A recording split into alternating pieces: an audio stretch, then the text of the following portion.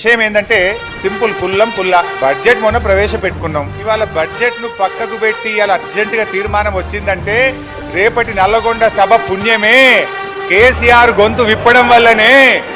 అంటే ఇది BRS party సాధించిన విజయం. పుల్ల